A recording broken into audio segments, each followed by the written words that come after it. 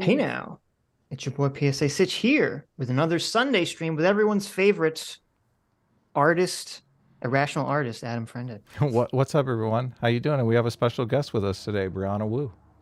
Hello, hello. So good to be here. So why don't you tell everyone in the chat who doesn't know who are you? Oh my goodness. I don't even know what I'm known for these days. Is it running for office? Is it Hmm. Gamergate? Is it being a Probably all Politico? those things. Yeah, just take your pick. I'm your Hmm. lovable gal about town.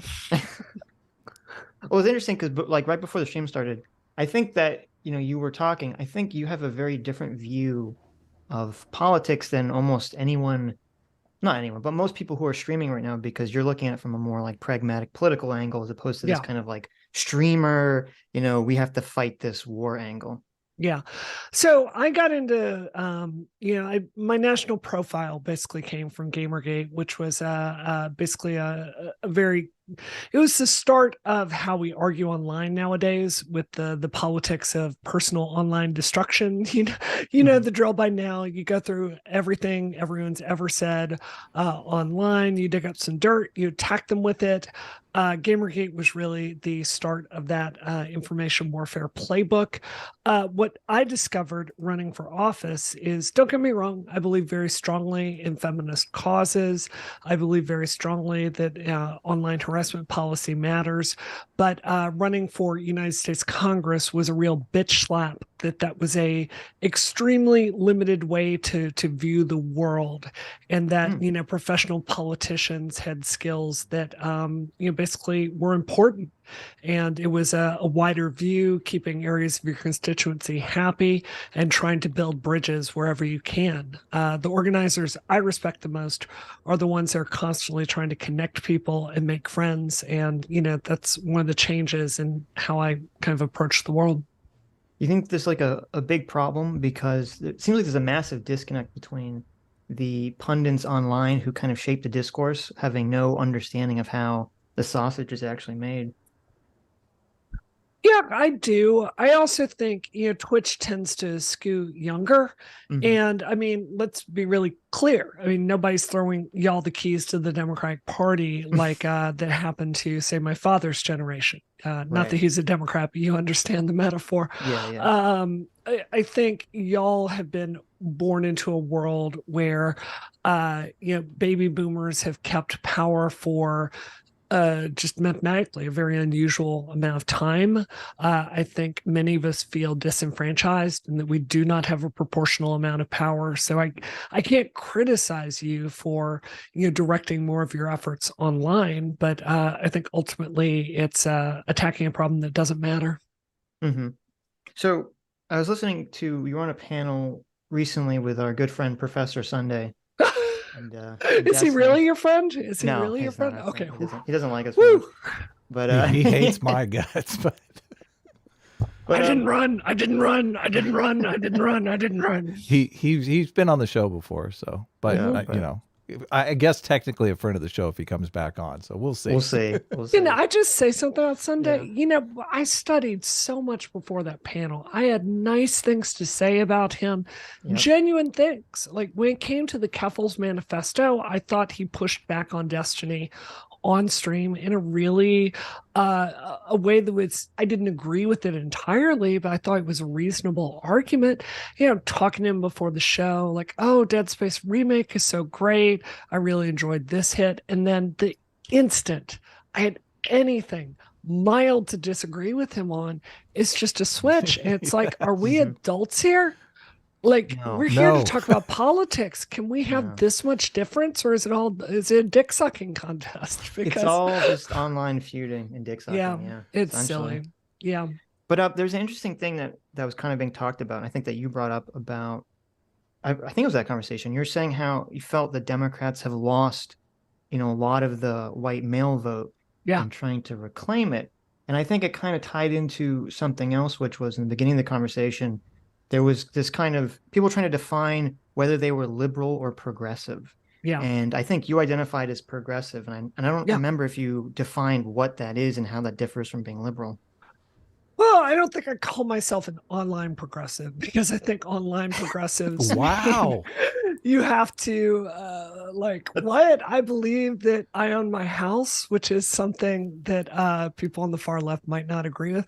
But no, I think as a policy prescription, we Uh-huh. need to have structural economic reform. I think universal health care, I think there are many ways we can get to a universal coverage system. I Mhm. think that's a good policy goal. I think figuring out a way to get the lower end of the economic spectrum, getting them more of the pie than the 1%, that's a policy goal that makes sense to me. But this online shit, just the longer I'm alive, the more it makes any sense to me whatsoever. Mhm. And when we say online shit, do you mean just like the extremism, or do you mean Yep. the ideological? Because I'm like when we say like online left, we're really kind of talking about like socialism. Sure. Well, let me give you a really good example. I have this week I had a really interesting week because I was at war with both Jesse Single's transphobic community because I've critiqued his. I like Jesse. You can like him. I Okay. don't think he's a great reporter in my Have you estimation. have you talked to Jesse? Jesse's been on the show before, so Yeah, Yeah. I have. okay. I was actually one of his main sources during Gamergate, but that's beside the Wow. point. Just Okay. staying on point for a Okay. second. I'm getting attacked by Jesse's community for critiquing his work. And then at the same time, I'm getting fucking master blasted by trans Twitter for the crime of saying, I think that HRT is best overseen by a doctor. Right. Right. It's like this far left discourse where this is not like this is the W path argument. This is Marcy Bauer's argument. This is like it is an utterly mainstream opinion, but on Twitter, oh no, you can't say that. So there it is. Hmm. Well, yeah, because you saw the clip, you were responding to the clip that Philosophy 2 put out Yeah. about I mean Philosophy Two's Oof. position is essentially that gender dysphoria doesn't exist and that anyone should be able to transition for any reason, which I think is a very dangerous I idea. And agree. you said something that I've only heard myself say, which is that that there I think that there is a too many people are being wrongly diagnosed with gender dysphoria and is going to cause lawsuits in the future that's going to cause, it's going to like completely, change the face of like the trans movement going forward in the future. Yeah. Well, this is how I feel. So I was doing I don't know if you know my friend Erudite Kyla. She's just amazing. I Yeah. really, really respect her. Hmm. And we were doing a trans healthcare panel and we started looking at the studies together.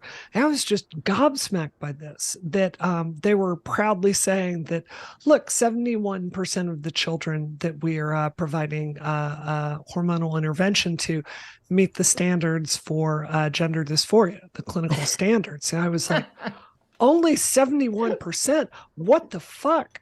Go read those standards. They're not crazy Yeah. at all. It's Yeah. like has experienced real feelings of gender dysphoria for like over 3 months, I believe. It's like, Hmm. holy fuck. I mean, that seems to me if you're trying like the entire reason the Benjamins were developed in the first place was to shield doctors from these exact kinds of lawsuits, right, and to Right. make doctors comfortable with the medical path forward. It just seems to me like there seems to be an online push for this not being a medical condition. And I understand that the trans community is not served by the current level of care. There's no discussion about that. But like it seems to me we can have one of two goals moving forward. We can try to go towards a libertarian future where all trans people act as their own doctor, Hmm. which doesn't make much sense to me, or we can try to enshrine civil rights into law and make sure every single trans person can get the health care that they need. Hmm. One of those seems like a policy objective that makes sense in my estimation. Well, I think part of or probably the main thing that's caused, what we're talking about here is, and this kind of came up in the conversation that you had with, Destiny, is how exactly does the left police itself in a way that's effective without, completely destroying its validity? And it's kind of, the balancing act of, well, you have to some people think, oh, you can't call out bad actors on your side because if you do, you're just giving ammunition to the other side. Right. But I think I agree almost entirely with what Destiny said in that conversation, which is if you don't call out the bad actors or the extremists on your side, that's what feeds ammunition to the other Exactly. side and to the right. And I think that's exactly what's happened here because, this is like with the whole, you don't have to have gender dysphoria crowd. It's all based around this complete self-identification idea that you can self-ID as whatever you want. Yeah. I mean, to be fair to Abigail, I don't mean this as a dig. I know it's going to sound this way, but the reason I can't watch her content is she strikes me as someone who is so overeducated on this philosophy shit that she has lost any kind of practical application of this stuff. Yeah, I'm sure for someone who I assume she's probably got 17 PhDs in philosophy, I'm sure it's a really great thought experiment for her. I live in the world of public policy. Right. What can I sell to a mass public? What can I get on a ballot? What candidate positions can I plausibly sell and win an election? Right. And it's just two completely different objectives. Her thoughts on this might make an interesting academic symposium subject. It's utterly fucking unsellable, and I just don't agree with it as a public policy position. I want to come back to something you were saying earlier. When do you call out your own side? I would urge you to go look at my Twitter and look and count the number of women that I go after and critique in my public role. And that number is going to be pretty low. In my estimation, generally speaking, I think women get enough criticism. So I think very, very carefully before I kind of critique someone else, because I think all of us are dealing with structural sexism. I made a very happy exception of that with Lav, who is someone I've called the 9/11 of feminism, and I stand by that because I think she is so destructive to any kind of conversation about online harassment when she isn't a harasser. She calls herself a feminist when she is a narcissist, and she is so destructive to any kind of remedy to bring awareness to sexual assault when she's just blatantly lying about men being complicit in this. So, this is a really good example of someone that I do think you have to call out because she's such a deranged actor. She's affecting her own movement's credibility. Yeah, I mean, I haven't been following the lab drama stuff. Oh, good. Because You're smarter than I am. It just 9/11 of feminism, though. That's a good great, line. Yeah. Tell me I'm wrong. Tell me I'm wrong. Well, I don't know really anything about the situation, right. so but I know a bunch of things that I'm going to call the 9/11 of now that you've introduced me to the term. If you think about it, Lightfall is the 9/11 of Destiny expansion packs. So. Oh yeah. But I mean, I don't know. I don't generally think of things in terms of attacking people on the, whether they're a woman or a man or something along those lines. More of just, do I think what they're saying is good for society or not, or good for whatever political cause I want to promote. I mean, I'm in the camp where I feel that basically a lot of people are walking around and they don't understand why the left has gone the direction it's gone in the last, 8 years or so. Yeah. And to me, the only way to really solve that problem is for someone on the left, kind of a moderate voice, to really point to, I guess we'll call it wokeness, which I think is really rooted in, socialism, and to really kind of differentiate the left from that notion, that idea. And until that happens, I think the left is going to just keep getting clobbered. Well, I don't use the word wokeness because it comes from AAVE, and I think it's a community that the Black Black Americans have used for their own. And I think it's been kind of hijacked. So I would not use the word woke. I think that there is a kind of hyper online progressivism that is deeply destructive for progressive politics in general. I would certainly agree with you there. We've got to get back to basics, y'all. And what that means is running for office, donating money. If you don't have money, going and, knocking on doors for candidates you believe in, voting, showing up at your DTC, showing up at your town hall. We've got to get engaged with this political system because Twitter is just a fucking illusion of power. Right. It has nothing to do with any of that. And I feel that this entire generation has been really tricked into giving up their political voice for likes and retweets. Well, it's weird. It gives Twitter grants a certain type of power, I think, in that like companies seem to believe it means something, but I don't think politicians necessarily think it means what, the companies think it means. I agree with that. I can tell you as a political professional, we don't even bother with Twitter ads because I literally cannot measure the Right. impact that it has on elections, right? The percentage of people on Twitter that I can tie back to the voter file and see if they actually voted if I show them an ad is so minuscule.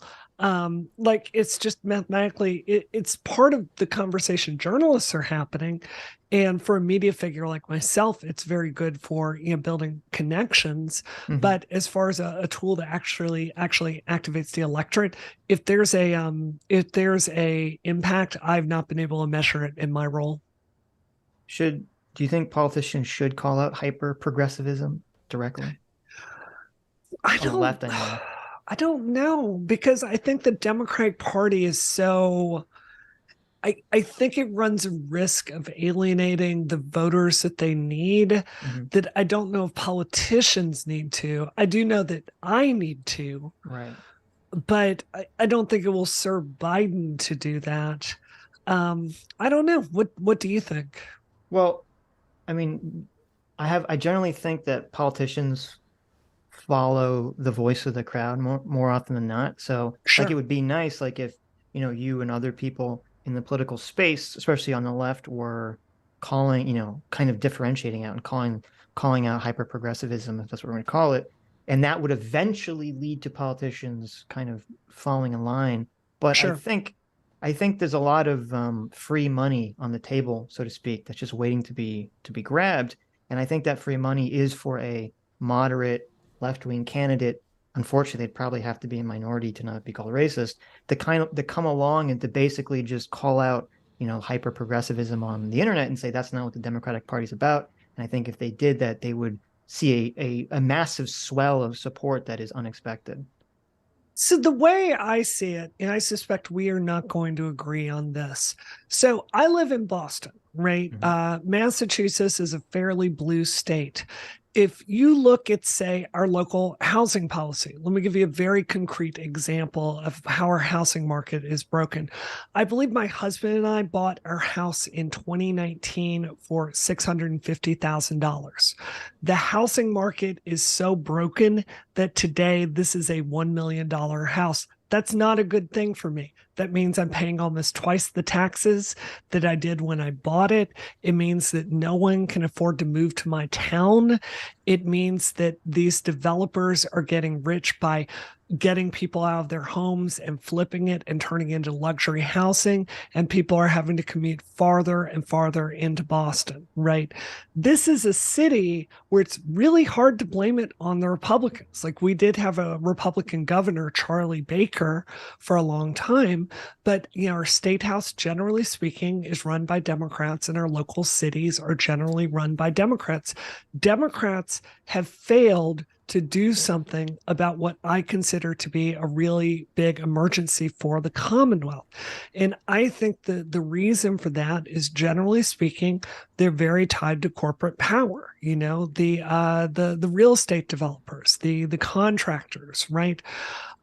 So in my mind, like, when you have a progressive out there talking about, we need to build more public housing, we need to pass this law that says if you make over $3 million, you're going to pay slightly more taxes, we need to fund the T and make that free. Those are public policy objectives that you would probably characterize as far progressive. Those make sense to me for tackling some of these crises in our state. Mhm. So my objection is not with the public policy, it's with the approach. Well, to be clear, when I say hyper progressive online, I'm really talking mostly about cultural issues, not Mm-hmm. really economic issues. Sure. And I think part of the problem that left politicians have is that they're way too focused on policies, which are good for governing, obviously, and good in reality.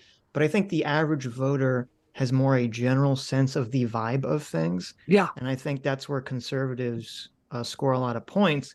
In the current, to my estimation, obviously I'm biased, but I think the current vibe a lot of people have is just this hyper progressive cultural thing online that's kind of consuming a lot of people. I entirely agree with your assessment. One of the biggest mistakes that I made during Gamergate is I turned it into a war against men. And I want to be Mhm. really clear. It was overwhelmingly men sending me death threats and rape threats. It was overwhelmingly men that are the problem that leads to structural sexism in the game industry. I stand by that. But as far as public messaging, you can't address that if you can't build coalitions. And I think, generally speaking, on the left, like, don't get me wrong, white men do hold a disproportionate amount of the power, and I do think there are some policy objectives that they don't understand. But the anger and the lack of willingness to like engage them and bring them into the solution, rather than feeling we can just demonize them and critique them until they're going to agree with this, I think it's been like mathematically a disastrous approach for the Democratic Party. White men are leaving the Democratic Party in record numbers across the board, especially if they're not college educated. Mhm. If the right wing is talking to them, that is going to make it much harder for us to win elections. So I feel very strongly we need to change course on that. Brianna, I just want to touch base on the like the Gamergate stuff, because it seems to me what you're doing is you're creating a stereotype of men. You can say that it's overwhelmingly men that are doing it, but you're Mm-hmm. sweeping a bunch of men into that would never do anything like that Sure. by creating this negative stereotype of men. So Sure. Well, I want to be really clear. My point is that kind of negative stereotyping is not the problem. And just to repeat my statement, if I said this unskillfully, I apologize. My statement was the people sending me rape and death threats and the people leading to structural sexism in the video game industry were overwhelmingly men. But we need to be careful not to cast a very wide net with our messaging and to bring all men in on the solution to that. And we need to have solutions for men's lives as well, not just women, people of color, trans people, all the rest of it. Right. Well, you don't want to fall into a kind of white nationalist 1350 mindset, but just for men Yeah. idea. I mean, Yeah. I think Gamergate is a good example of that because, from my perception of things, really what sparked Gamergate was, there was obviously the whole thing with, the Zoe Quinn stuff, but it wasn't really that. It was really a lot of these articles coming out all at the same time that were basically doing that exact thing, casting this wide net of just saying, all male gamers are sexist, or at least that's how it was perceived by a lot of male gamers. And it's just Yeah. like, Yeah. all these people are like, well, I'm not sexist. Well, I don't even know what you guys are talking about. Right.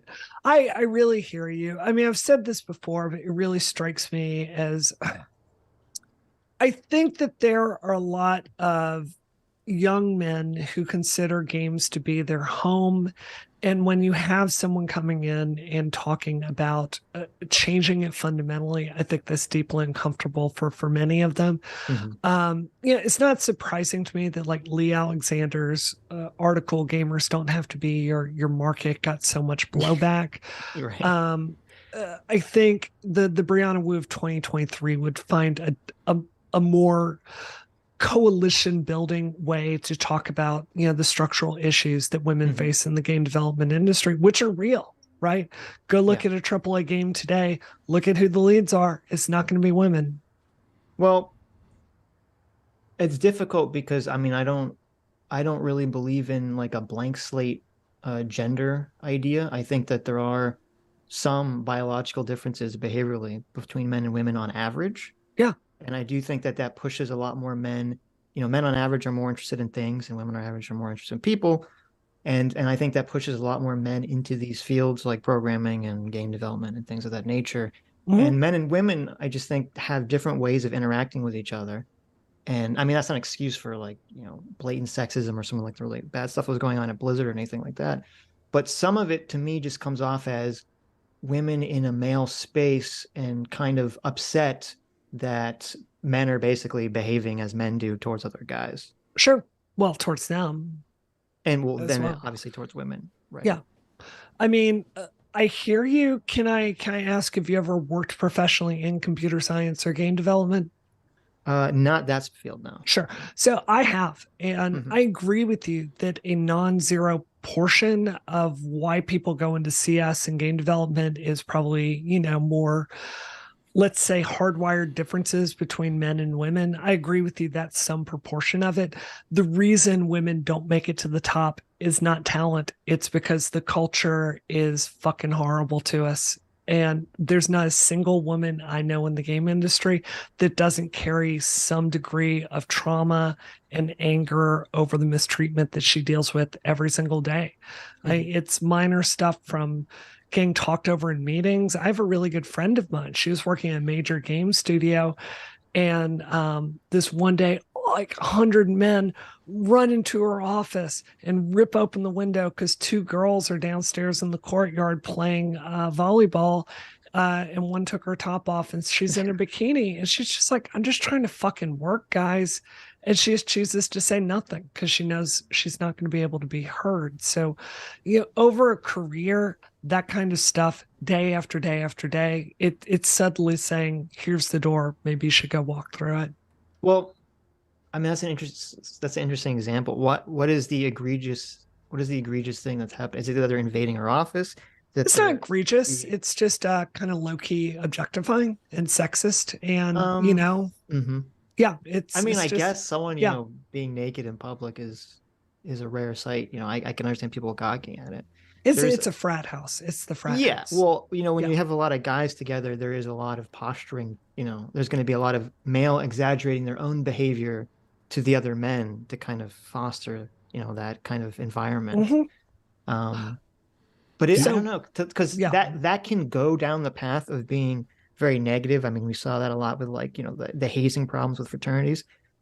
But I think to some extent, I don't think there's necessarily anything inherently wrong with a lot of those types of actions. sure. Well, I think respectfully, you think that because you're a dude.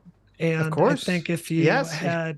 I think if you had spent a career experiencing what most women in the game industry have, Hmm. I think it would give you a wider perspective on that. I mean, it's more serious stuff. It's getting talked over on meetings, getting not getting opportunities, people getting hired for more senior roles because they're friends with somebody and they play CS with them on the weekend. I mean, it's like, look at the Activision lawsuit, right? Like, here Hmm. was a situation where you had a woman, there was a direct report of someone. She died by suicide, partially because of the gender-based harassment she got at Hmm. that company. And then after she died by suicide, her boss passed around her nudes to all the men on the team. Like, that is a completely unshocking story in the game industry, right? There's a level of professionalism for whatever reason that just escapes the game industry, and it's not leading to it's leading to a very sexist workplace. Was was it after? I thought it was the passing the news is part of what led her to commit suicide. I'm sorry. I thought passing the news around is part of what led her to commit suicide. That wasn't my understanding of Hmm. it, but feel free to fact Yeah, I check don't me and let me remember know exactly, afterwards. but Yeah, I mean, either way, obviously, it's really Yeah, it's bad. horrendous yeah, behavior, obviously. Yeah, yeah. So right. do you deny that there is a social dynamic that differs between, like all male settings and all female settings and co-ed settings? No, of course not. Okay, good. Yeah, obviously. So, yeah, no, I obviously workplaces Hmm. need to be accommodating for everybody. So, Sure. But I think my that thing there's is I not a don't. shortage of women that want to go into game development, and there are cultural factors that are constantly showing them the door. We don't talk enough about what happens to women after they have kids. Like, there are women that get sexually harassed out of the game industry. Certainly, it's the support for parents, in my view, that really does it. So, My um, my my yeah, problem is when we're using these types of incidents to create negative stereotypes about all men or all women, because hmm I don't think that does either gender a service. I think it's a major disservice. And I think a lot of the reason why people were so upset was because they felt they were being wrongly vilified for behavior they would never participate in and they themselves would find abhorrent. So, Yeah. That's the problem. And it's so easy as human beings for us to form this, tribal mindset, us and them. And it's, us, the feminists, against all mankind. And that's where the problem comes into play. So Yeah, I really hear you. Something I wish I had an answer to is, yeah, I'm in my 40s. I've never come up with a way to tell a man, even my own husband, I think what you're doing right now is a little sexist, without getting them extremely upset and well, you extremely won't upset defensive. me. So just let me know if I Sure, do but anything. generally speaking, it does not. It seems like defensiveness gets so high so quickly there. It's very hard for women to talk about this, especially in a professional setting. Sitch talks over me quite a bit. So I don't like I get where you're coming from there. But as guys, we have this suck it up attitude. So Yeah, I understand that the differences between men and women is often very vast. So I would agree with that. did you I did would also posit that women in the game industry are some of the toughest bitches you'll ever well be in they your have to life. be. Look, Yeah, aren't they basically entering a kind of a male dominated space? It's like them yeah, rushing the fraternity all of a sudden. sure. So they kind of have to expect this. There's going to be some of this behavior. Obviously, it Yeah, of shouldn't course. be like insane. They shouldn't be sexually assaulting the girls or sharing their nudes and stuff like that. But there I is going to think be a little bit women, of yeah. rimming. Like men generally, in some sort of Did conflict you say exchange, ribbing or rimming? ribbing. Okay, just want to Men make sure. generally, in some sort of conflict exchange, have a chance to increase their status. Women, oftentimes, if they get in some sort of conflict with another woman openly, if it's some sort of physical altercation, they lose status. Yeah. So it's just they're diametrically opposed social situations. Yeah, I agree with that. I mean, I don't think women in the game industry are asking for utopia. I think it's just a shot at being promoted fairly and less egregious pay disparity. I think that would be a really good place to start. Something I am very proud of from Gamergate is if you look at IGN or GameSpot or even Giant Bomb chose to not hire a single woman or black person for the first 10 years they were around, which, considering they're owned by CBS, really seemed like something the EEOC should look at.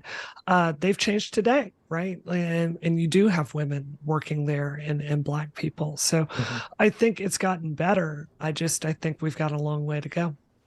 Yeah, I mean, I've never worked in this field, so I don't really have any familiarity with it firsthand. But it seems like in a lot of these situations that I have dealt with, there is someone has a negative outcome, negative interaction with people, and then there's kind of an assumption of gender discrimination or racism when it's like, people talking over meetings is, people being very aggressive, people who play video games with each other and promoting them based on that is, and it's not sexism, it's just, really bad nepotism.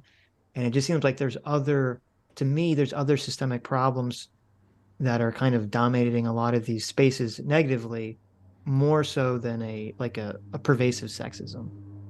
I don't agree with that assessment. I respectfully, I think what I'm seeing in your thinking is a real pattern to minimize these issues. And my approach to this would be, if we're serious about addressing this, we need to bring men in as partners.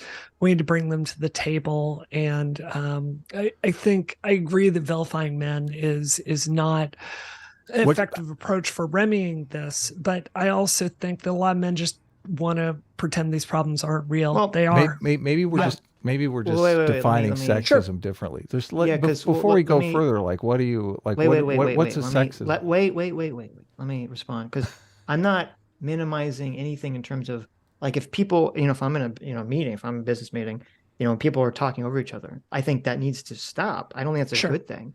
And if people are promoting people based on nepotism, I think it needs to stop.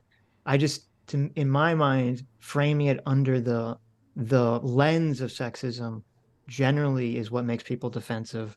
I don't think it's accurate a lot of the times. It could be accurate sometimes, but I don't think it's accurate a lot of the times. And I think that actually prevents the issue from being worked on. That's a great point. Yeah, I agree. If you call it sexism, men, generally speaking, cannot hear it. So I unfortunately agree with that. What is the advantage of calling it sexism. If you have a really outgoing personality that just talks over everyone in meetings, and you're calling it sexism when he's talking over women, but when he's talking over men, obviously you don't have that open to you. I think you need to think about your assumptions. I can show you many studies that show women get talked over, regardless of personality type, in meetings much more than men do. Right. Right. I can show you another study that shows when it comes to criticism, women catch it more from everyone, men and women. So, in your individual hypothetical you're putting forward, I agree with you, but I think the science would indicate it's a much different problem than that. Do women talk over men? Because we've had people come on the show that are women that talk over people. So I think Sure, there's some N of women that do that. Okay. In the aggregate, this does exist in the workplace. I guess we were going to talk more about politics. We're kind of getting sidetracked Sure. on like I got to admit, I'm curious, like what makes it sexism other than the fact that it's just a man woman interaction? Because it seems like there's lots of interactions that might be being miscategorized as sexism. I mean, obviously you're free to categorize it however you want, but Well, if like a guy would only interrupt a woman and he doesn't interrupt other guys, you'd be like, that's, that seems pretty sexist. Like there's obviously something going on there. Sure. Yeah, I get Right. that. Yeah. But I need to know a specific example. I can't speak to everything as a blanket. I mean, do you think that I think if you talk to women in the game industry, the overwhelming majority of them would say this is a fairly sexist place to work? Do you think we're just stupid and unable to understand our own lives? I mean, how would you explain? Well, no, that? I'd be more curious how they're defining sexism. Obviously, they're having some kind of experience that Sure. I just would like to know, like, what is the experience that you're defining as sexism? So, well, let me give you a very concrete example. There was a young woman that I helped get a internship at a major AAA game studio. I saw her in college. I gave a talk at. She's 10 out of 10 smart. Fantastic fucking programmer, specialty in a major engine that hiring like hotcakes, right? She says, I need help. I can't get my resume looked at. Called up a friend of mine that worked at that studio. I said, can you please take a second look at this young woman's resume? She's going to need a job when she graduates. I do it. She gets a job. 6 months later, it's 2:00 in the morning. I get a call from her. She's out at a bar with her whole team, and her boss is drunk as all the other dudes are there and fucking gropes her as a joke in front of the team. She's embarrassed because she's just gotten felt up in front of a bunch of dudes, and she quits the game industry because HR would not do anything in that circumstance because it happened outside the company. This is just a normal day in the game industry. Well, I mean, first of all, obviously, to me, that's really bizarre that a boss groping an employee in a bar, the HR says that doesn't concern us because it's not on, company property. That's like completely insane to me. Because I mean, that seems like a lawsuit, waiting to happen. I agree. I don't know, again, so I'm not worked in the industry. I haven't seen stats for this. I don't know how indicative that is of the whole. But to answer your previous question, I mean, I don't think women or anyone, I don't think they're stupid if, they're walking around in their life and they feel like they're experiencing, blatant sexism or racism. I think it's just natural that, when people walk around and bad things happen to them or people are jerks to them, I think it's natural to kind of see it through the lens, if you can, of this person, doesn't like me for this reason. This person's discriminating against me for this reason. I think that's just kind of a natural way of looking at things, even if it's not accurate. It can be, but okay. So you think you understand their lives more than they do and can see what structural sexism is more clearly? Well, I don't know individual, obviously. But as a pattern, as a cohort, you think these stories, generally speaking, are not, you think the general impression that women in the video game industry have that sexism is a major factor in their careers, you think as an aggregate, that's not accurate? I think the average person is really terrible at identifying properly why things are happening to them in their lives overall. Okay. So, look, we're trying. I'm not super trustworthy of people's independent assessments of their own, situations often in these circumstances for anyone. Okay, Brianna, you keep reframing things. I mean, we're trying to be nice here, obviously, but I'm you being keep nice. but you keep reframing things in like this accusatory way, where you're saying like you're accusing Sitch of understanding the female perspective more than women do, which like neither of us would ever claim to do that. So I am yeah. examining your ideas, and I'm Okay, examining them okay, the way okay. same way that you are. But Don't you take it admit, like personally. you We're all look, friends look, here, right? you Right. understand you understand politics. Obviously, you're in politics. You've run Sure. like our show focuses on politics. You know, political strategy. We talk about selectorate theory all the time. I don't know if you've read the Dictator's Handbook, but we very much understand. You know, building these democratic coalitions to get policy changed. Like Sure. that's something that we're super into. I'm sure you've read probably George Lakoff and you know about framing and stuff like that. So I'm only bringing it up just to say from, you know, a political persuasion type perspective, you are basically reframing everything he's saying in like an accusatory way, which, you know, that's Sure. neither here nor there, but you want to From move on. from my perspective, just to push Right. back a little bit, I think y'all are, Mhm. from my perspective, I'm trying to gently push back No, and you asking look, you you to, I'm punch going me to in. finish what I'm saying. Go I'm going to ahead. You finish what I'm like, saying. From my point of view, I think Mhm. y'all have some misunderstandings here about what women in the video game industry are facing. I'm trying to challenge you on that. I'm attacking your argument here, I'm not Okay. attacking you as a person. And I Okay. think it is a perception many people have.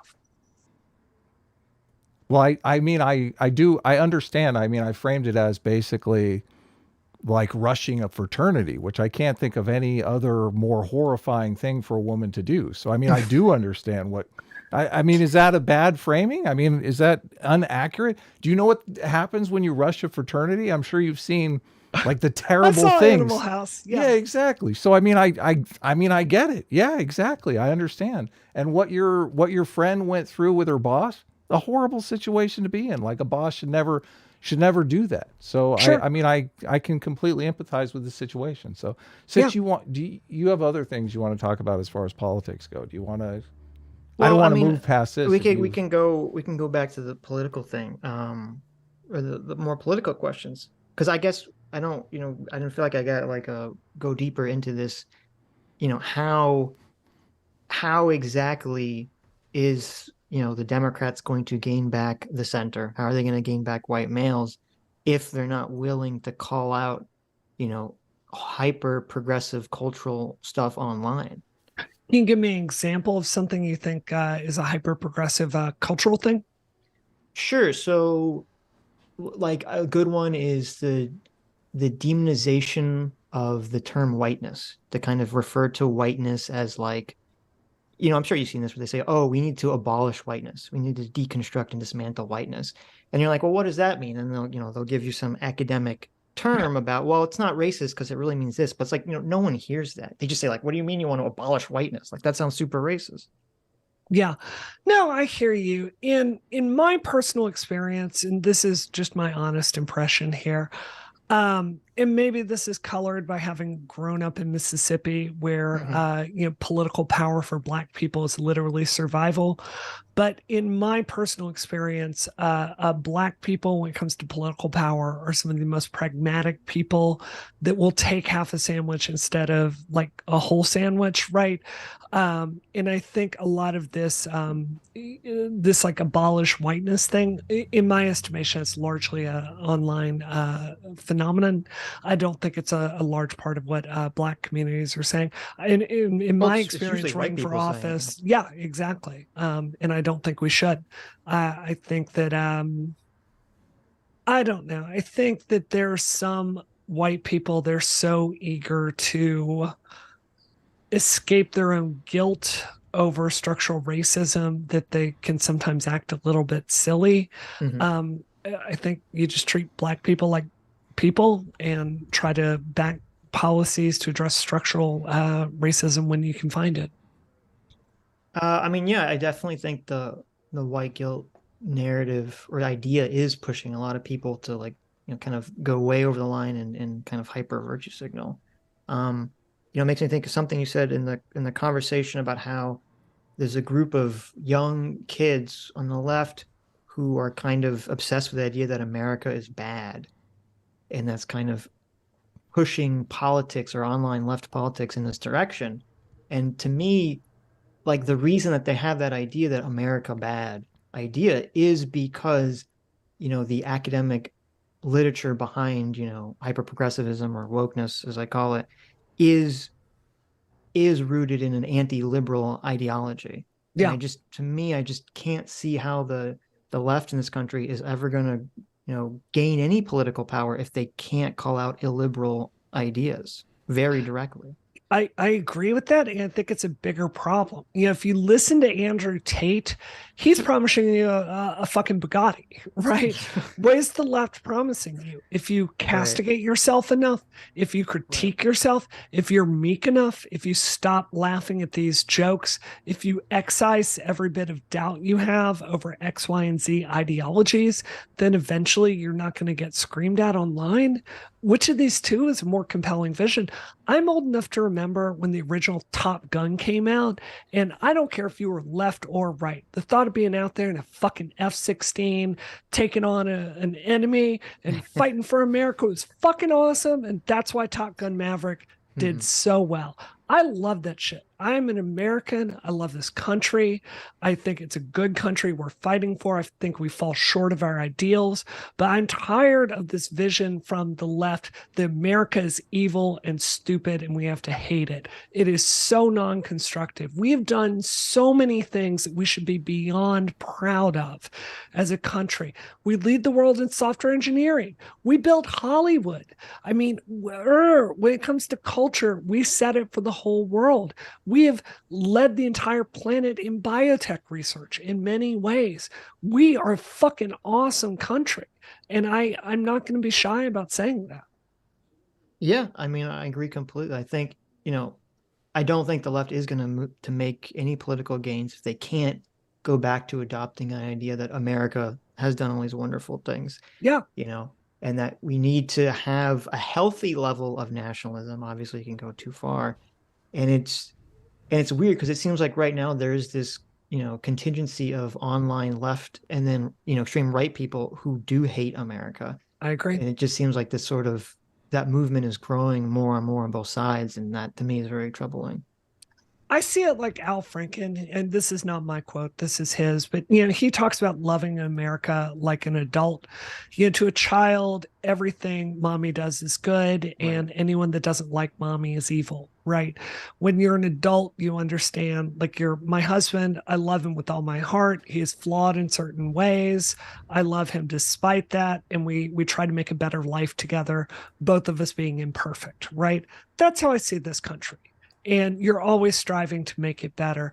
I think beyond that, though, this is probably going to sound stupid to y'all, and I apologize if this gets clip jumped or whatever.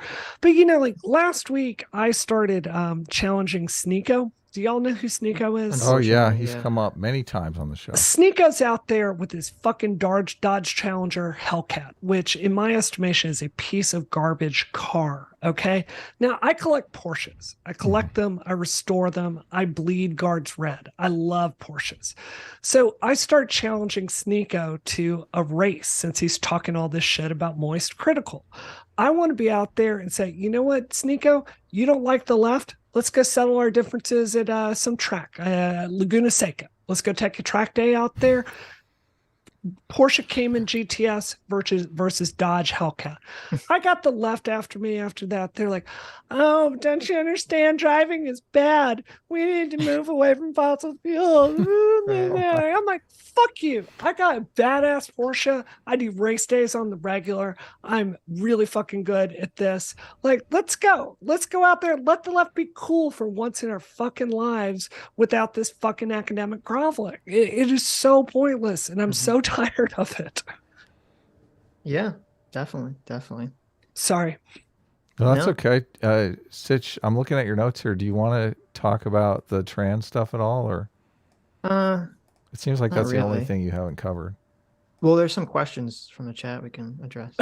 Do you have a position on? I guess the philosophy tube thing you already brought up. Like people Yeah. transitioning without gender dysphoria? I think you already said you think Well, people okay, I should do have a have to have question gender actually. dysphoria to Sure. transition. So, Well, I mean, answer that question first, since I oh, sorry, already what was asked the it. question, Adam? Uh, Should people have to have gender dysphoria to transition? Oh, that was my I assume question. you have Perfect. gender That dysphoria. was, yeah. So for me, I think it's I mean, my position on this doesn't matter. I just Mhm. take it to whatever the doctors say. I think it's very similar to the abortion issue, Mhm. and we need to depoliticize it and take it out of the public policy. Like if someone Well, is but you going wouldn't get an to, abortion if you weren't pregnant, though. It's well, not that's exactly but the same. well, it is the same in the sense that a woman choosing to have an abortion Hmm.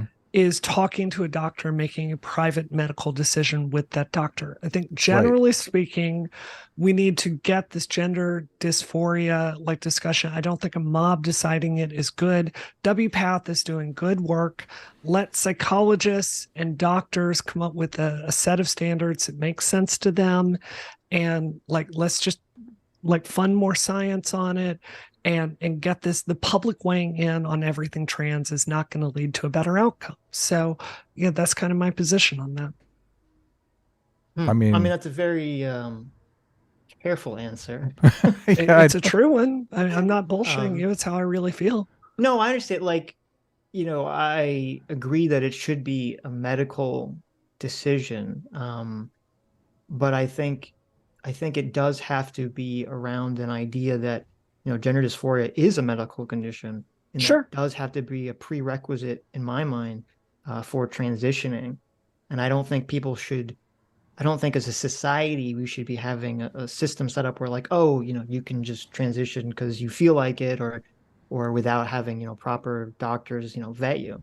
Yeah, I think there's a segment of the trans community that seems to believe you can take HRT like Tic Tacs, Yes. and there are comorbidities that exist along with this. I mean, estrogen can really affect your liver function. If you're obese, that complicates things. If you smoke, it can lead to thrombosis. I mean, there are reasons to have a doctor involved in this process. So, I am always going to advocate for safe gender affirming care through a doctor, and I don't care if it pisses off trans Twitter. It's just that's the vision I want to move towards. Hmm. right. Yes. I mean the debate is really over whether people should be allowed to transition without a gender dysphoria diagnosis, which I lean more towards, letting people do what they want to do, obviously. Sure. So I guess the problem is really when the kids thing comes up, because obviously I don't believe, underage people can really consent to some of these procedures that are, life altering. So, but adults should be able to do whatever they want to do, obviously. So I don't know Did that you you need read a gender Emily dysphoria. Bazelon's article on this, the battle over gender care for children in the New York Times? I'm not sure that I have. I'm reading It, the yeah, Tavistock book now on the Tavistock clinic closing. So, and yeah. there's like a million horror stories in there. So it's, Well, this one is well worth your time. It's a really well researched piece that mhm. is really, really balanced. I think I would say there are plenty of experts out there that do feel there are children that can consent and this will lead to the best outcome for them. I think doctors are still tending to develop How is standards. that And possible though? Like, how can someone who has never even had an orgasm consent to something that may make that impossible?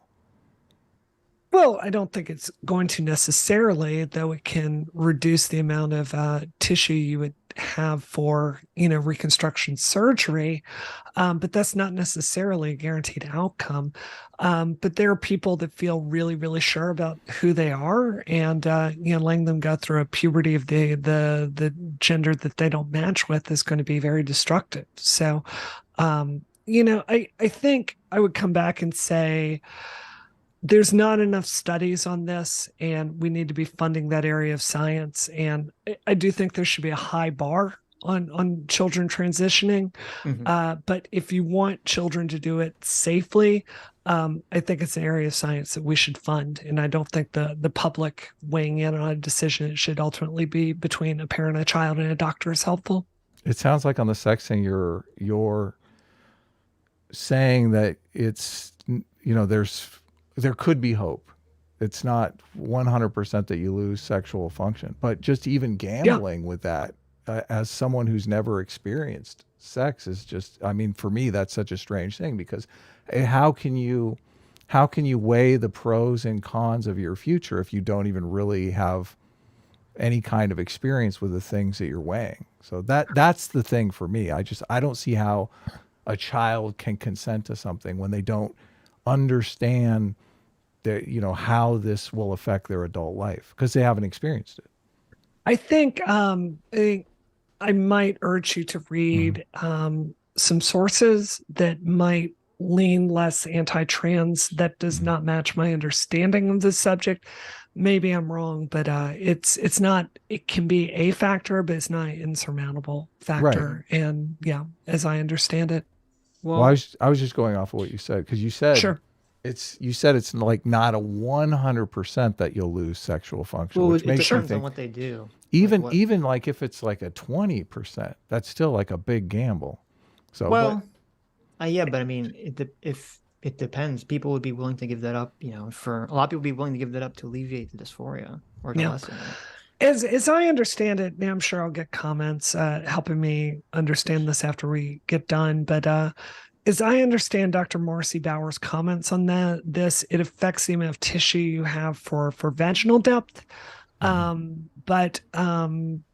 I've never heard of it affecting or outright killing sexual function. I've heard of that for some adults after getting GRS. But to be really honest, I'm probably out of my Well, area for public policy some of talking about it.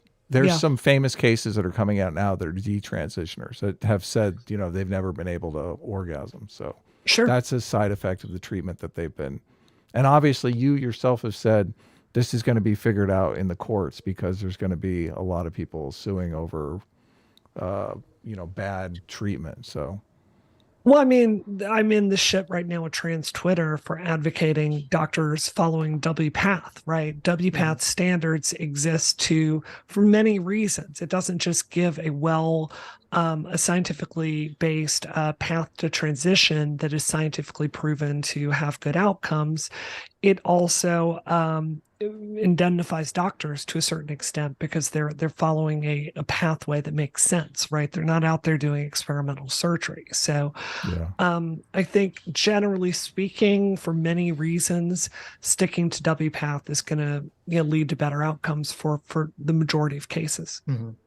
Well, I mean, I have a slightly different view than Adam on this, which is, I don't have the libertarian view of this. I don't think adults should just be getting surgeries or procedures just because they feel like it. I think it should be reliant on a gender dysphoria diagnosis for everyone. But I'm more like I would be amenable, and I am amenable to kids receiving or underage kids receiving this treatment as long as I believe there would be a high confidence that they actually have gender dysphoria. And that's where the majority of my concern is that I don't think there is a high confidence in a lot of these cases that kids always have gender dysphoria. And I think we're seeing this with, I think it was 4 countries in Europe have kind of dropped or changed the affirmative care model because there's a big concern that social transition and puberty blockers may actually be preventing people from desisting naturally who would have done so. That yeah, I'm not trying to dodge the question. I just think this is so far out of my Fair area enough. Fair enough. Yeah. policy expertise. I can Right.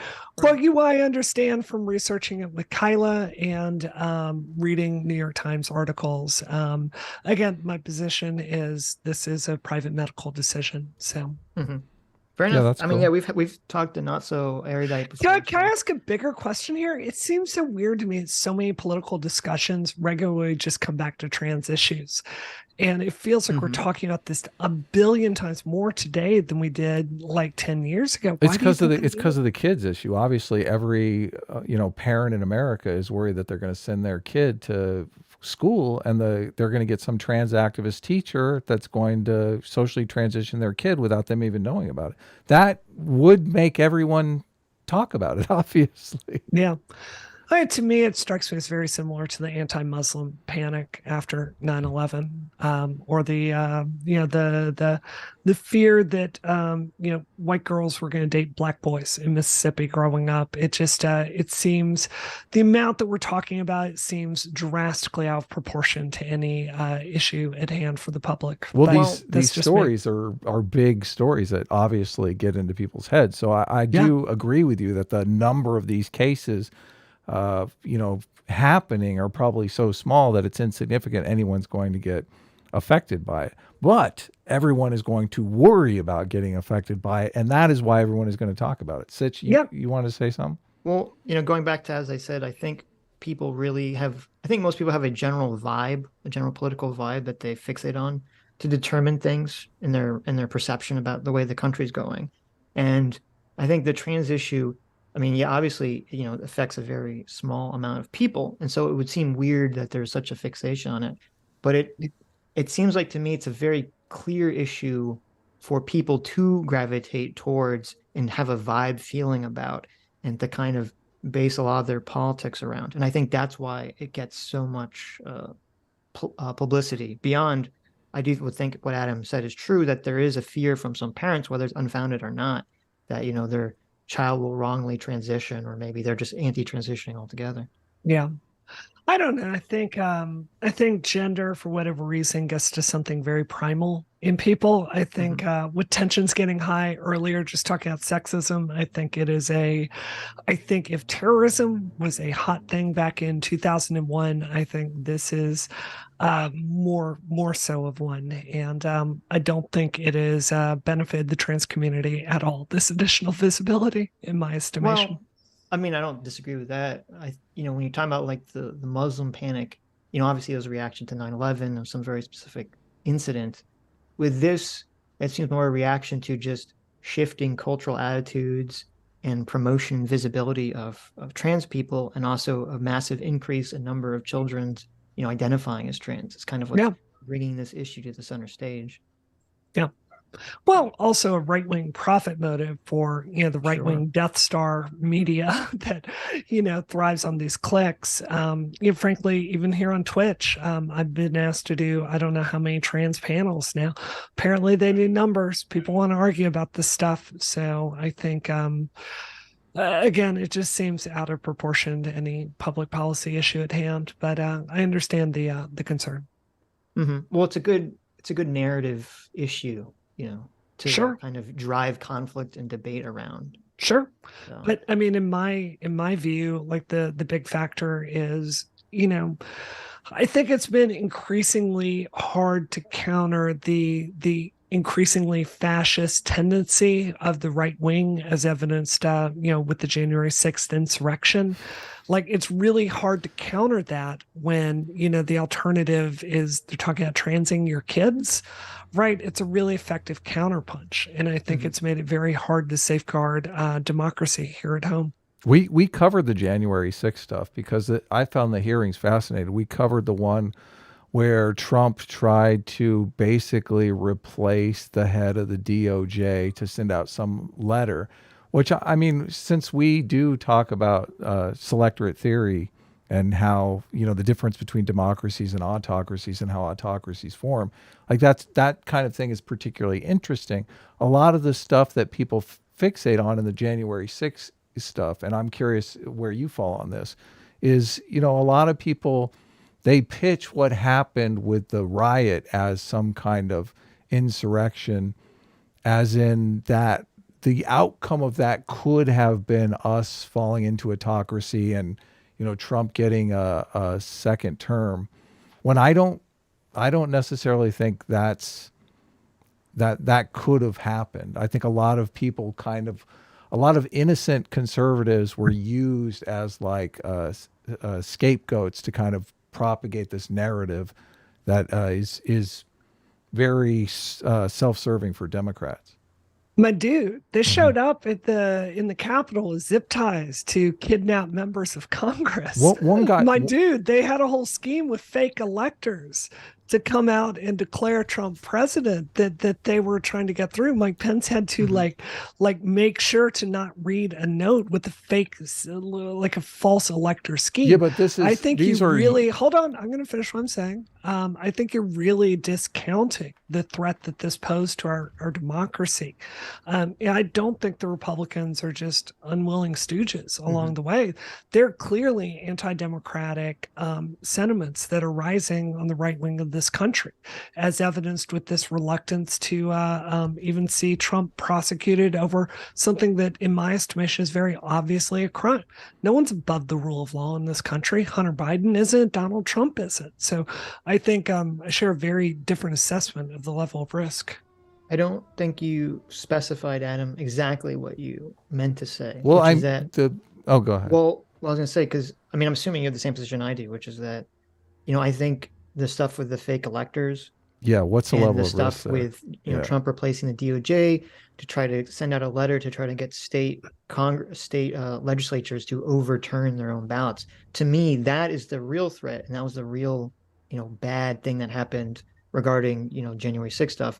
I think the riot was bad, but I don't think like the physical riot, that action isolated, is what would have, I don't think that's what would have caused the country to fall or for Donald Trump to have a second term. But I think it gets fixated on just because of, the spectacle of it. Yeah, we're talking about differences in level of risk. If zip tie guy gets Nancy Pelosi and zip ties are up in an office, like that's going to end up in a stand up with law enforcement, killing that guy and saving Nancy Pelosi, right? It's not going to end up with Donald Trump getting a second term in the White House. I think, I've sat here for quite a while, very, cheerfully critiquing the excesses of my own side. I think respectfully, you're not reciprocating that with some of the anti-democratic sentiments that have fostered in the right wing of this No, country. I think the right wing has been playing with some dangerous ideas for a long time, and I think January 6th was probably the most terrifying day in American history, by far topping 9/11 in my estimation. Well, it's not, first of all, it's not our side. Like, Sure. I don't consider myself a conservative. I didn't vote for Donald Trump. So I'm not, I'm just looking at it from an objective perspective. I am very interested. There is a scale from autocracy to democracy that this organization keeps. And 10 is like a perfect democracy and 1 is a autocracy. And America is at a 7. So I do understand that we are drifting, closer and closer to autocracy. And I am aware of that. We talk on the show often about what kind of things we would see that would be, make us particularly nervous that we're drifting, maybe closer to a 6 or a 5, where we're not even really a democracy anymore. So I think obviously January 6th was terrible, and I don't condone what Donald Trump did at all. Like I see it as Donald Trump basically gaslit his voters into thinking that there was a kind of voter malfeasance that just didn't really exist. I think everybody in the Republican Party that tried to talk him out of this, tried to talk some sense into him, it just fell on deaf ears. Like a lot of insider Republicans basically were saying Donald Trump is kind of unmoored from reality now. Like there's really nothing we can do. But we are in a situation right now where Democrats are kind of pushing this further than necessary. Like you have Oh, well, you hold on a second. I don't know where you're at with Donald Trump being prosecuted for this Stormy Daniels stuff, but if we incentivize our politicians to start looking for ways to stay in office because we've made leaving office dangerous, then they are more likely to stay in office by more nefarious means than Donald Trump has chosen. I don't think that's a good path for any of us to go down. Well, I think first of all, we need to see the charges from the NYAG. But as the story has been reported, this is a lot more than the Stormy Daniels payments. It's a pattern of people avoiding accountability, tax evasion, real estate fraud. And I would also point out that two people have gone to prison for this. Alex Weisselberg and Michael Cohen. Right. Right. So it seems to me there's a I don't share your appraisal about what's at stake here. In my estimation, we need to be aggressively prosecuting corruption across the board in this country, right and left. I certainly don't like many of the stories that have come out about Democrats profiting from what appears to be stock market malfeasance. Right. I want to see corruption prosecuted across the board. It also seems to me many democracies have managed to throw their former presidents in jail for corruption, and it's strengthened it in the long run. So, in my estimation, I need to see specifics. I want Donald Trump to have his day in court, but from everything I've read from credible news sources, it certainly meets that bar and then some. Well, I would hope, and I've heard this counter argument that we throw the bastards in jail for corruption, and it strengthens our democracy.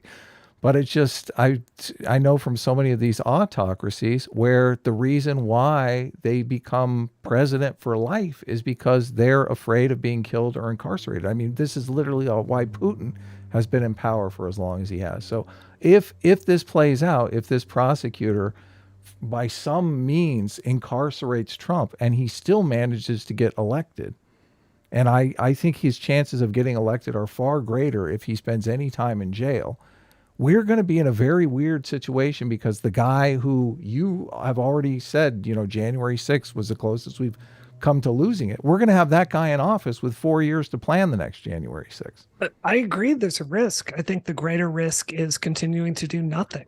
I mean, don't get me wrong, I'm not thrilled about this. I think it's a tremendously dangerous situation. I just think at the end of the day, either we have the rule of law in this country or we don't. There's no Democrat that's calling to shield Hunter Biden from charges, right? That just does not exist in the mainstream. And, I think Donald Trump can have his day in court like any other citizen. Yeah, I worry because it's so easy to say that we have the rule of law when what is actually happening is selective prosecution. Sure, we have the rule of law, but the prosecutors are prosecuting certain people for those laws and other people are getting off scot-free. So in my estimation, there's a real culture of corruption on the left. I mean, on the right, as exemplified by this coterie of like a lot of people around Donald Trump went to jail, like a lot of people. So I think you have a uniquely corrupt president. None of us are. I'm sure none of us are fans of corruption. We've all like to get corruption down as low as possible. So, Sitch, do you want to? We're right at. You said you had a 5 o'clock out. I do. I've got a dinner party going on. I can hear my guests. So why don't we? Well, thank you for joining us. Yeah, thanks for coming on. Yep. So do you want to pitch anything? Do you want to pitch anything before you go, or are you doing a show? Do I want to pitch anything? I saw you were on Stardust. You did a talk with Stardust. She's been on our show before too. I like Stardust quite a bit. I would say I have a tech show on Relay FM called Rocket. We've been there for 8 years. We are a bunch of women doing tech analysis every single week. It is with Christina Warren, who's basically the public face of Microsoft and GitHub. If you've ever watched one of their keynotes, you've seen Christina, and Simone de Rochefort, who is one of the video personalities over at Polygon.com. So it's a great show. I'm very proud of it. Feel free to check it out. Cool. Well, we have to read some super chats, so I guess we'll just say no, go ahead. I'll read a couple of them, then I'll jump off. Okay. Sure. Aaron Ferris says, this is the problem. It isn't, quote, white men hold a lot of power, but that people who hold a lot of power happen to be white men. I hold less power than Brianna. It is the apex of the fallacy. Yep, that's fair. Okay. WT1A1A says, can all three of you give your definitions of sexism? Mm-hmm. I mean, that's a tough one. Is it? Is that going to take too long? Well, like a lot of this has come up before on the show. Like a lot of people will define sexism as like sexist jokes. They'll accuse people of being sexist because they make a sandwich joke or something, which I don't think is necessarily fair. Sexism is discriminating against someone on the basis of their sex, or being bigoted, having Yeah. prejudging them on the basis of their sex. Yeah, structural difficulties in life based on gender. And, I certainly think there are areas where men face that as well. Right. I think if you look at this Destiny situation, I mean, my God, change like what's going on with Lav and Mr. Girl, change the genders there. Like someone is a jilted former guest on the show and decides to start combing through someone's entire life, and they release the logs out to the public, and to destroy their reputation. If that was happening to a woman, everyone would call it sexist. So about 2 weeks before any of this went down, we had Mr. Girl on the show, and it was very contentious because I said, "Listen, Max, I've been watching your stuff and I don't trust you at all." Like, good for you. Yeah. And I got a lot of flack from Mr. Girl fans, but that completely evaporated 2 weeks later when all of a sudden he started like going crazy on Destiny, like exactly like you describe it, the jilted ex-lover. It's like, okay, we can all see what's going on here. Yeah. Jonathan says, we coders are socially inept people. We talk over people because we're socially inept. We don't know how to interact with girls because we're socially inept. We're introverted. We're introverts who like dark rooms and socially inept people, not sexism.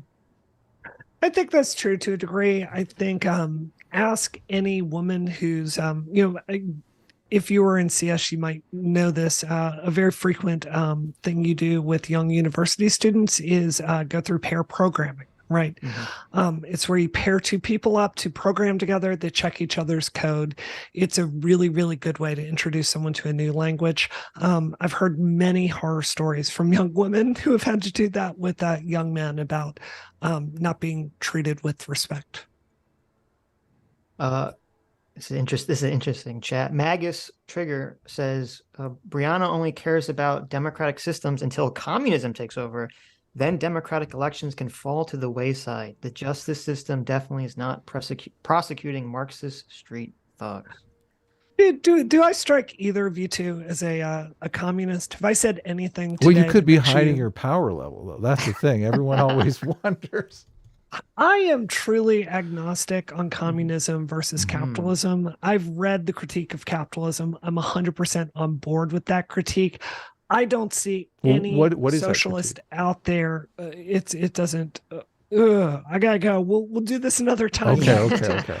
But in my estimation, socialism has not. I've never seen a socialist propose a model for, say, drug research that makes sense to me, or how we allocate property. So, look, I am for solutions that address the excesses of capitalism without moving to the most extreme position there. I'm certainly not a communist and don't subscribe to that. Right. Fair enough. I don't know what that means. Aaron Ferris says, my concern with trans kids is Munchausen by proxy. Give us some tests with 99% accuracy on identifying kids. They'll not detransition, and I will agree. That's going to be tough. I don't know if tough. any parent goes out there wanting their child to be trans. I think it would probably be very expensive and very terrifying for that parent. It's because you don't live in Los Angeles, so that's why you. I live in Boston. Okay. LA's a little crazier, I would guess, but yeah. Awesome. Any more super chats for me? If not, I'm gonna go cook dinner. No, well, there's a bunch, but it'll take obviously an hour to go through all of them. So fair enough. Thanks Adam, for coming on. Sorry, we got off on the wrong foot as far as talking about sexualized April O'Neil. I hope we can talk about anime and booba anime. We'll do it another time. We'll do it next time. So. But we can do this again if you're game. So just hit me up. I had a good time. I love talking to people I disagree with. In fact, I'm going to hit you up after we do this for a panel we're going to do with Wick on Donald Trump. So interesting. Well, I don't want to look. I'm not defending Donald Trump. I've gotten in too much trouble, just not being bad faith with Donald Trump, and it's not worth it. But you should come back. Because this election season is going to be, I Woo! mean, crazy. I mean, Right. Absolutely. Absolutely. so, All right. I'm being rude to my guests. I'm going to okay. get to it. I'll talk to y'all Take care. soon. Take care. Bye Take bye. care. I guess we should ask her about the bet. It's okay. I'm sure she thinks Donald Trump is going to run. This is the thing, because I keep seeing, Donald Trump is going to be incarcerated and he's not going to be able to run. Uh, well, okay, so yeah, I tweeted this out. He would You love know, to run from a jail cell. Are you kidding me? He right, would right. love to do that. Well, isn't there some law about you can't run if you're convicted of a felony or something? I don't know. There's something about that. But I tweeted this out. Relating to the story, this could be all BS because the person who said that they were going to be indicted on Tuesday was Donald Trump. Oh, It I wasn't know. like an official announcement by New York Attorney General.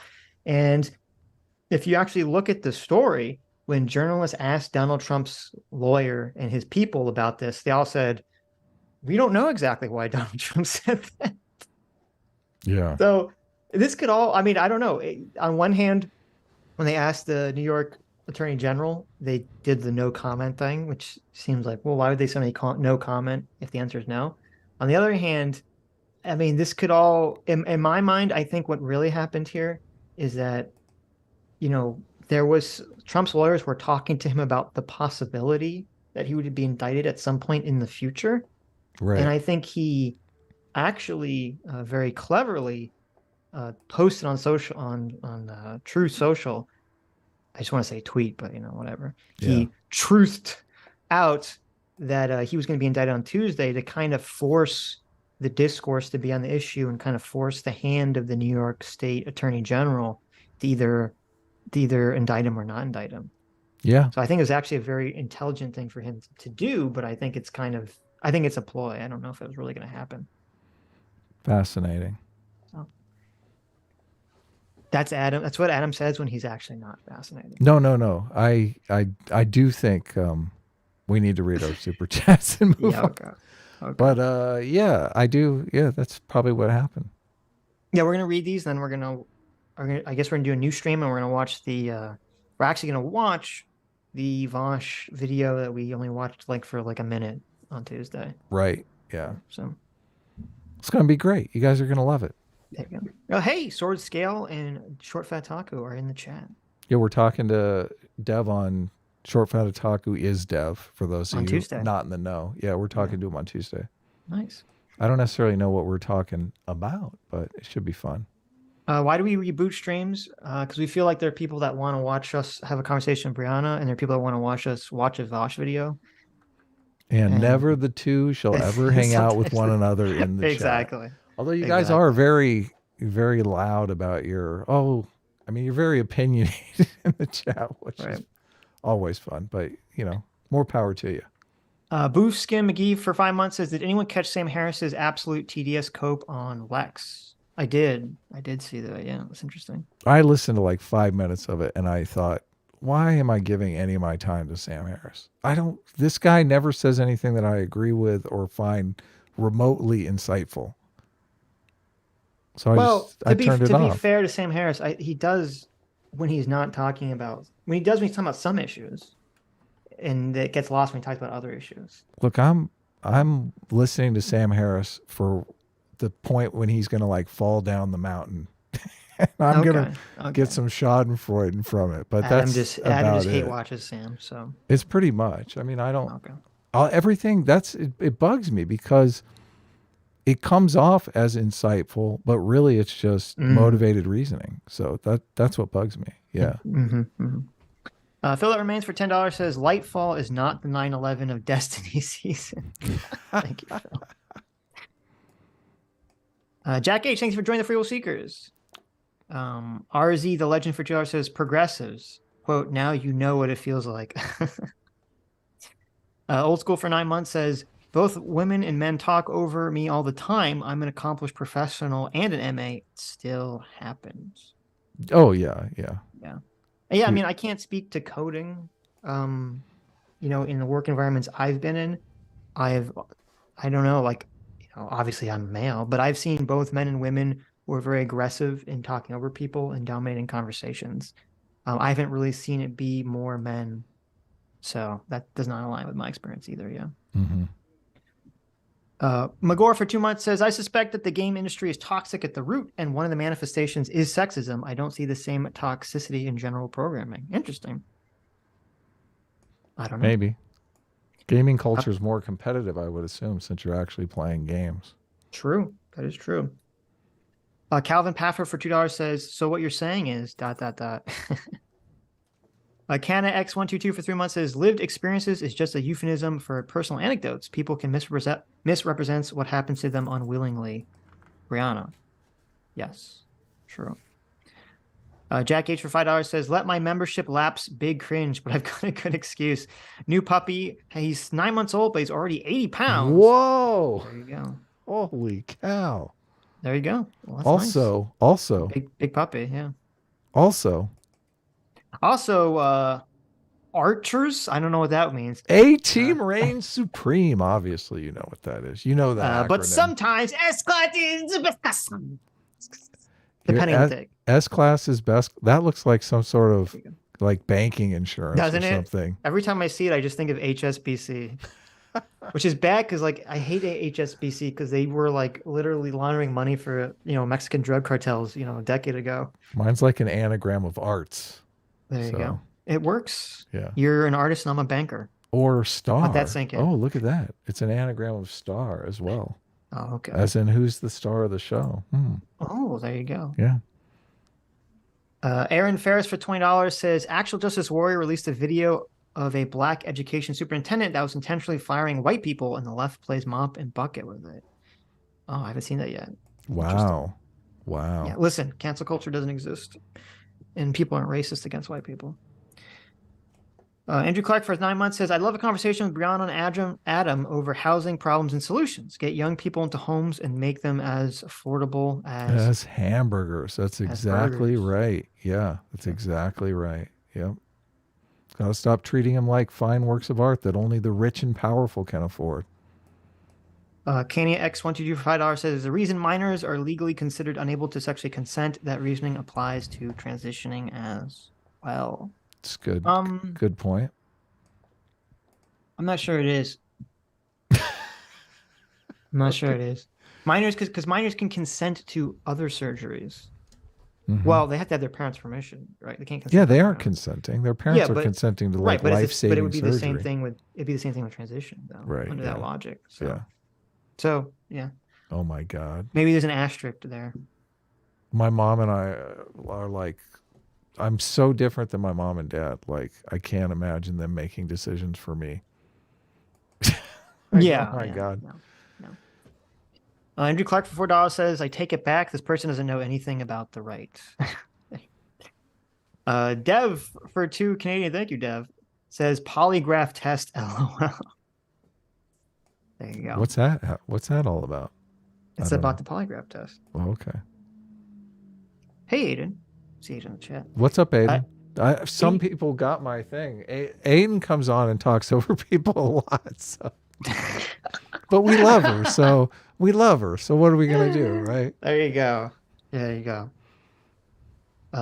Idiotosa for $5 says, was not expecting Brown and Woo. Cool to see, even if the conversation can be rough around the edges. Stuff like this is commendable. Yes, thank you, Idiotosa.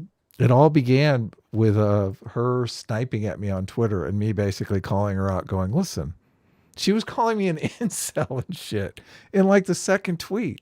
I was going, hey, wait a second. Yeah, I wish we had more time because there are other things that I wanted to get to. Because the tweet that you sent out, it was a tweet that you were comparing the new Velma, not the Velma, the new April O'Neil to the new April O'Neil.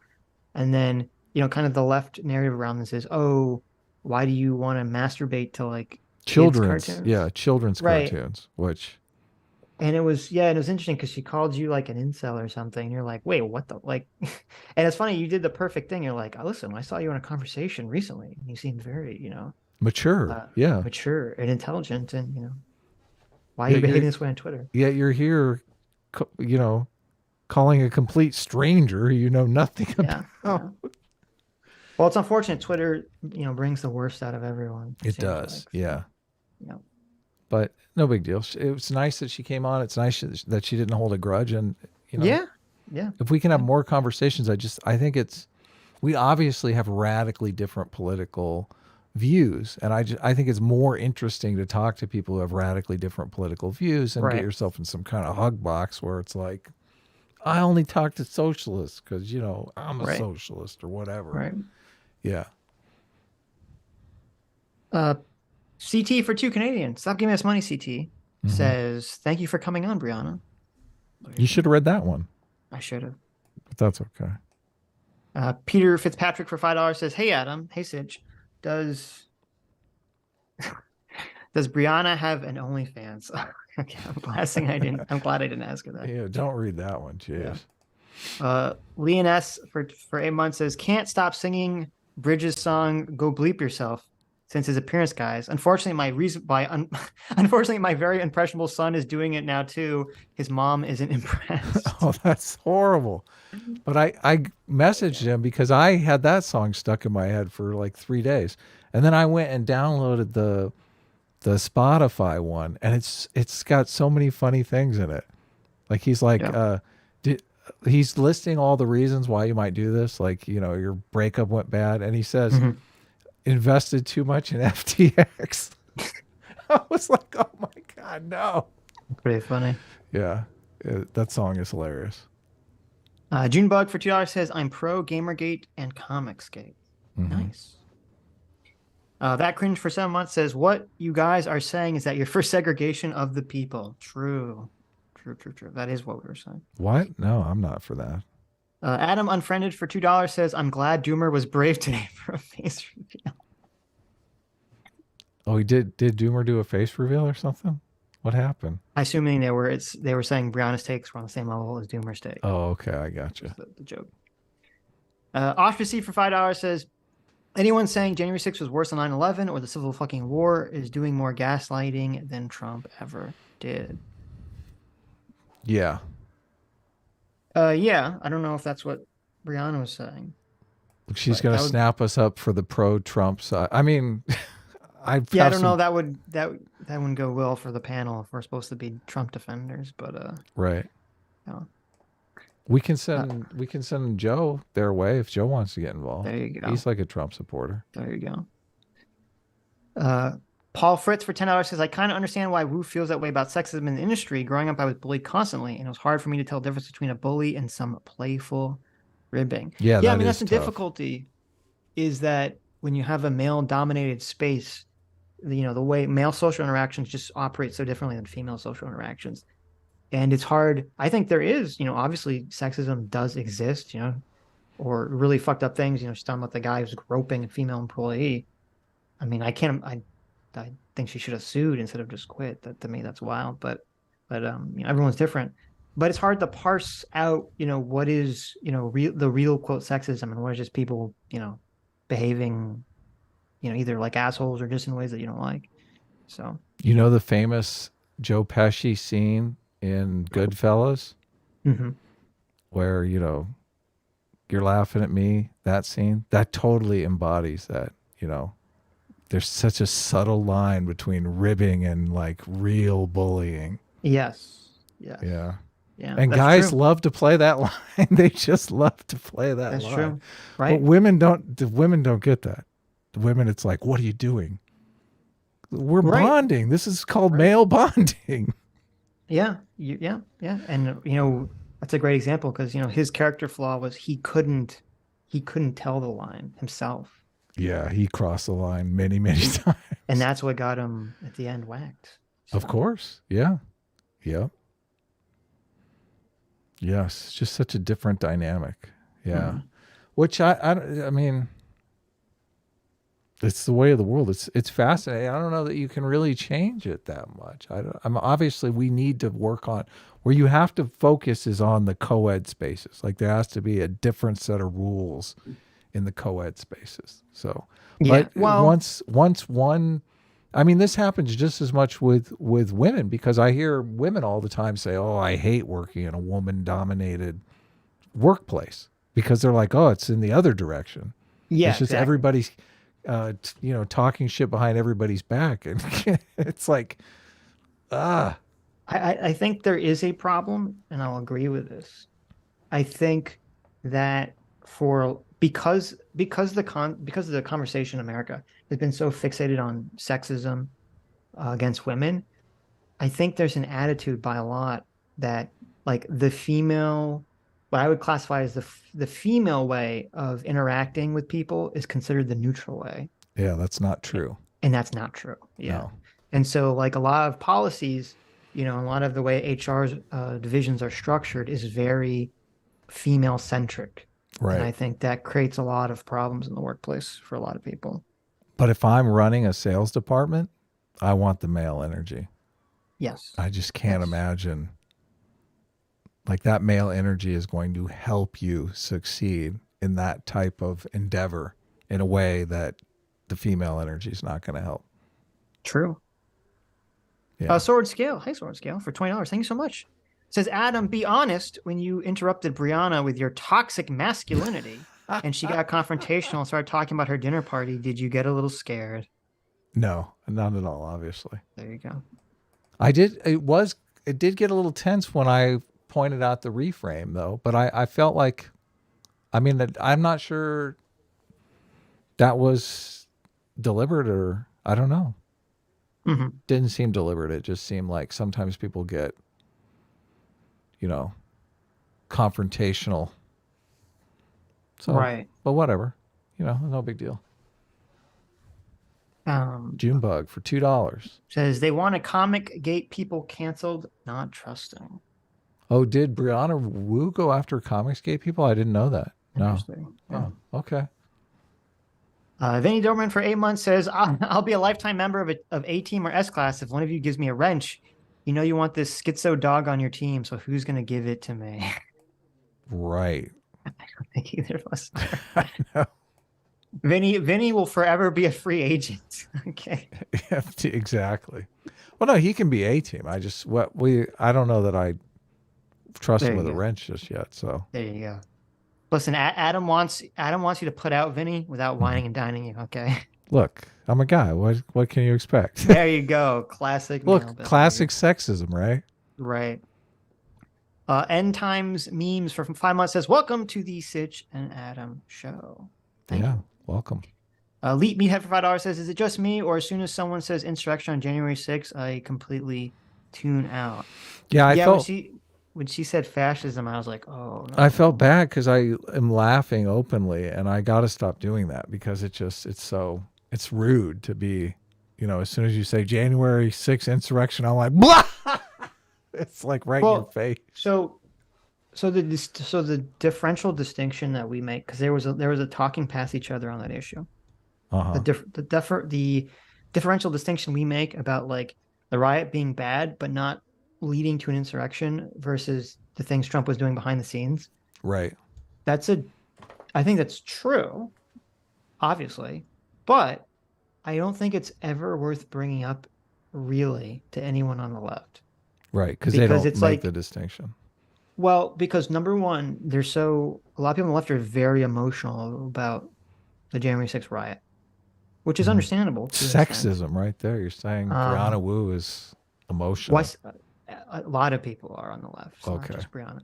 Um, but it's also like I'm not really like I don't know what is the unless we're talking about something specific. To me it's a waste of time to argue about that. Like I don't know who cares about that issue.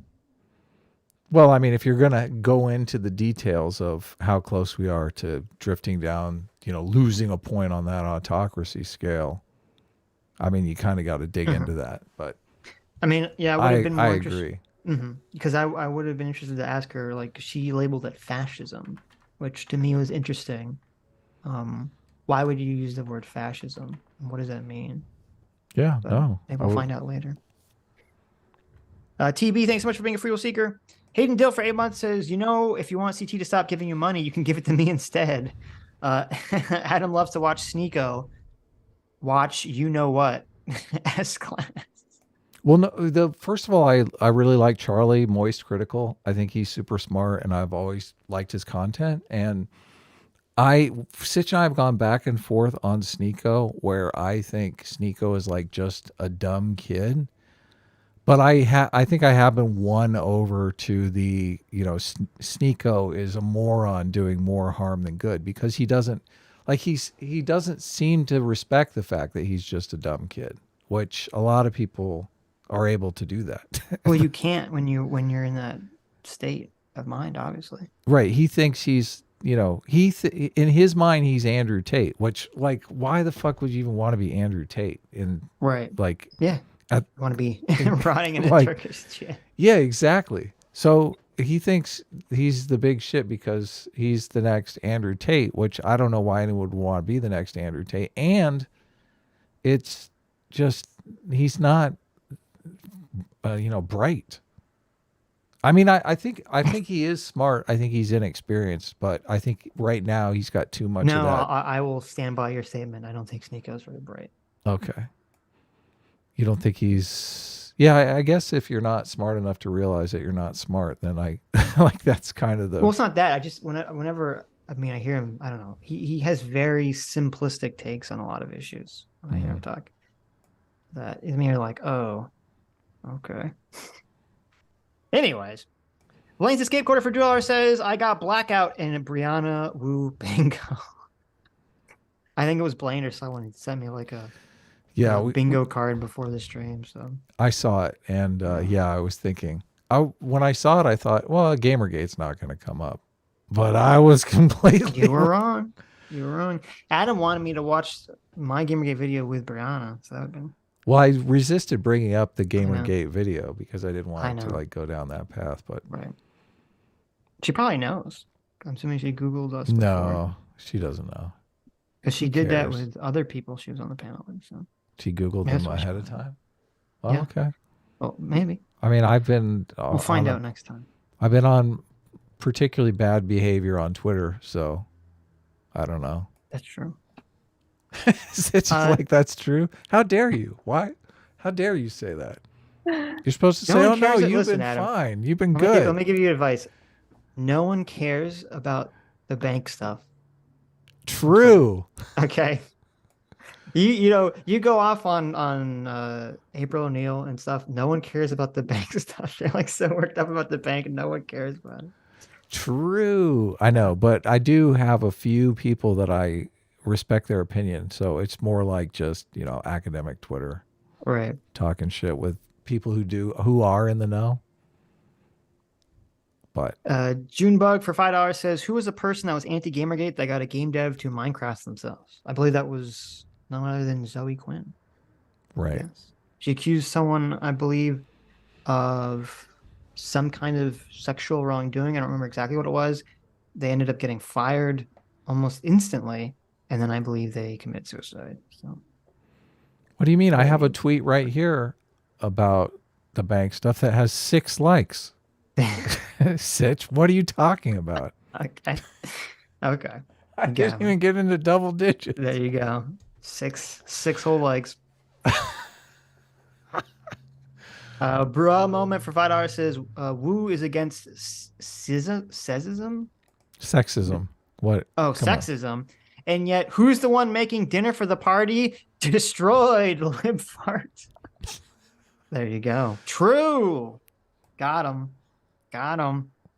Look, a lot of chefs are men, so. Yeah.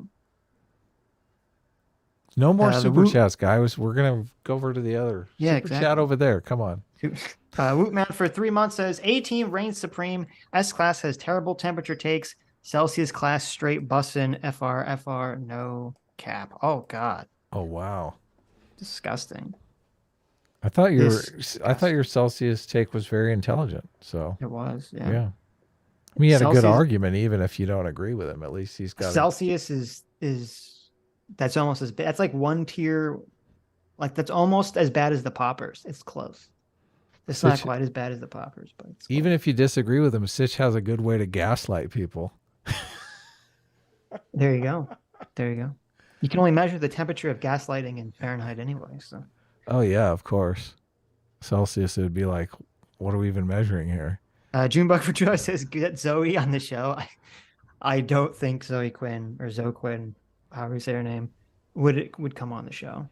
I I'm mean, very skeptical. this literally just happened because I was tweeting about April O'Neil. Yeah. Well, no, because she's Brianna's doing a bunch of shows now, a bunch Right. of panel shows, a bunch of streaming stuff. I don't believe, to my knowledge, Quinn does anything like that. So Right. it'd be very interesting to talk to her. Well, maybe it wouldn't be now that I think about it, but I don't think she'd be able to have a conversation. But anyway, so you want to move over to the other stream? Anyway, thanks you all for coming. Thank you, Brianna, for coming on. Thank you for your incredibly generous donations. We will be heading on over to the next stream, and we'll be watching Whoosh talk to the woman that quit the Daily Wire. I'll actually watch that video. So, see you there. Bye-bye.